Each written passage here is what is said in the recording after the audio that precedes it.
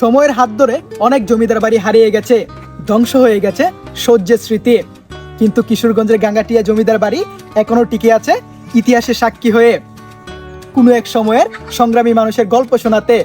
High, আমি রনি, স্বাগতম জানাচ্ছি নতুন আরো একটি ব্লগে। বরাবরের মতো আমার ব্লগ পার্টনার হিসাবে আছে আমার বন্ধু ইকরাম, যে সারাদিন আমার সাথে ক্যামেরাম্যানের দায়িত্ব পালন করবে।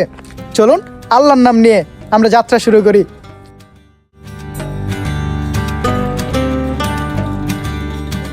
বাংলাদেশের কিশোরগঞ্জ জেলায় হোসেনপুর উপজেলার গোবিন্দপুর ইউনিয়নে অবস্থিত এই জমিদার বাড়ি 1800 শতকের প্রথম দিকে প্রতিষ্ঠিত এই জমিদার বাড়িটি এখনো টিকে আছে তার সৌন্দর্য এবং মর্যাদা নিয়েই। আজ আমি আপনাদের ঘুরে দেখাবো এই জমিদার বাড়ি এবং জানাবো এইখানকার ইতিহাস।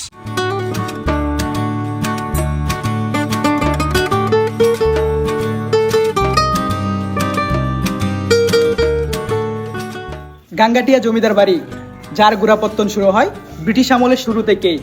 এই বাড়িটি প্রতিষ্ঠা করেছিলেন ভোলানাথ চক্রবর্তী, যিনি ছিলেন স্থানীয় জমিদার এবং সমাজের প্রভাব প্রতিশালী ব্যক্তি।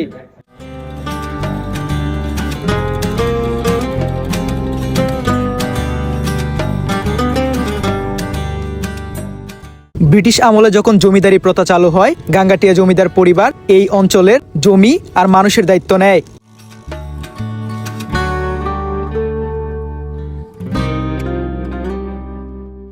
এই বাড়ি তখন একটি বাড়ি ছিল না, এখানেই বসতো বিচার, এখানেই শোনা হতো মানুষের দুঃখ দুর্দশার কথা।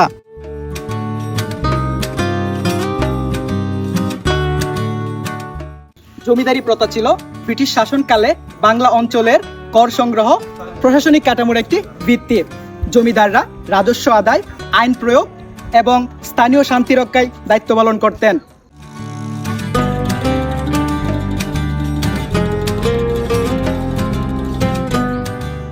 প্রবেশপথকে ঘিরে সজ্জিত ছিল নারিকেল গাছের সারি এবং ভিতরে ছিল ওপেন স্কোয়াড ও পুকুর, যেখানে জমিদারের পরিবারের সামাজিক ও সাংস্কৃতিক অনুষ্ঠানগুলো হতো।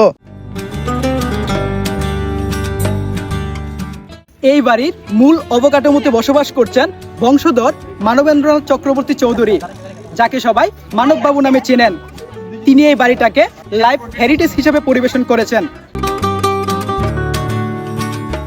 অনন্য স্থাপত্য কৌশলে নির্মিত এই বাড়িটি, যেখানে রয়েছে দরবারঘর এবং অতিথি কক্ষ। পুরনো দিনের এই জিনিসগুলোর দিকে তাকালে বোঝা যায় সেই যুগের মানুষগুলা কতটুকু শৌখিন ছিলেন।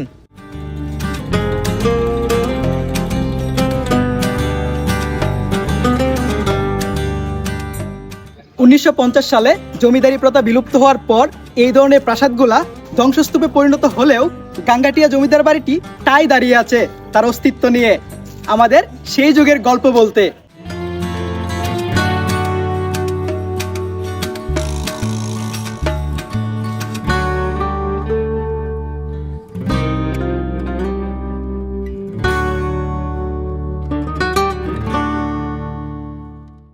এই গাঙ্গাটিয়া জমিদার বাড়ি শুধু একটি প্রাসাদ নয়, এটি বরং সাংস্কৃতিক ইতিহাস ও সংস্কৃতির গল্প।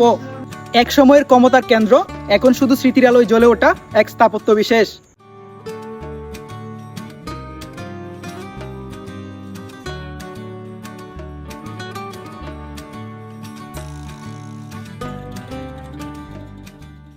আজকের ব্লগটি এই পর্যন্তই। দেখা হবে নতুন কোনো ভিডিওতে, নতুন কোনো ব্লগে। সেই পর্যন্ত সবাই ভালো থাকবেন, সুস্থ থাকবেন, আর হ্যাঁ, চ্যানেলটি অবশ্যই সাবস্ক্রাইব করে রাখবেন। আল্লাহ হাফেজ।